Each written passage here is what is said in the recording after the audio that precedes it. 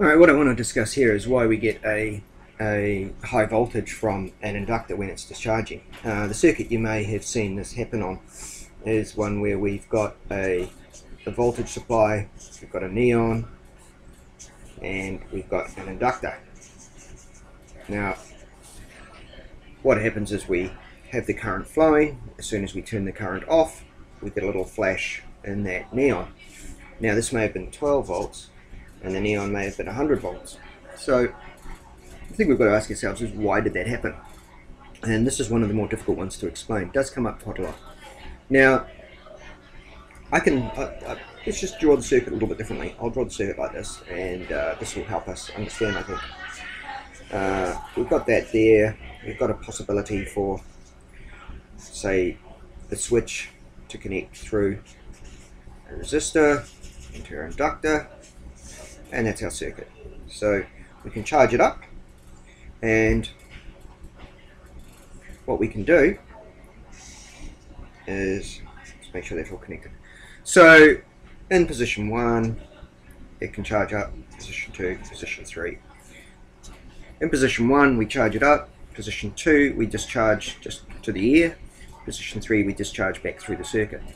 Now what happens is, if we all know about the charging, hopefully we all know now that an inductor is going to produce this didt, all based on the fact of Faraday's law, which was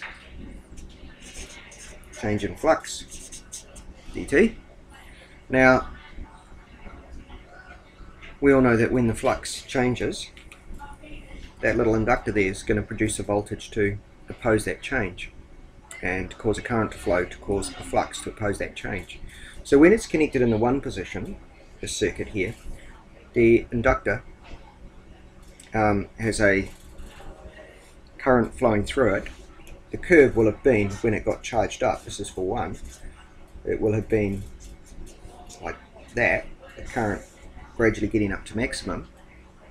But after it got up to maximum and stayed stable, there's a high flux in there, but it's not changing, so there's no voltage there. When it was charging up, it will have produced a voltage to oppose this voltage, right? So when it was charging up, it will have produced on the inductor there. So in the 1 position, it will have produced a voltage like this to try and oppose that one. That's when it was charging. Now, when you suddenly release it here into number 2 or to number 3, the current's going to disappear, right? So it's going to try and produce, so in 2 or 3, it's going to produce a voltage the other way around, like this. It's going to try and produce the same current to try and keep the flux sustained, which is now dropping because the current got switched off. So I think you probably understand that bit just from your normal classes. Well, you probably understand everything, but this video will help, maybe help if you were struggling with it. So you flick it onto 2 or 3, it's going to produce that sort of voltage. But why is the voltage high enough to give you the 100 volts? Now that depends. If you do it through 3, the voltage will be the same as the charging voltage, 12, because it will have discharged just through this resistor. Alright? Now, we know that the discharging curve for the voltage, or we should know, I'll do another little video on the discharging curves for inductors. It's going to be like that. That's the discharging curve. Now, what we're saying is the voltage, when we discharge through number 3, is just going to be 12 volts. When it discharges through number 2, it's going to be high enough to light that neon. That's because what's happened is the resistance in the circuit has changed. And we know that the time constant for an inductor is L over R. So if the resistance increases, the time constant decreases.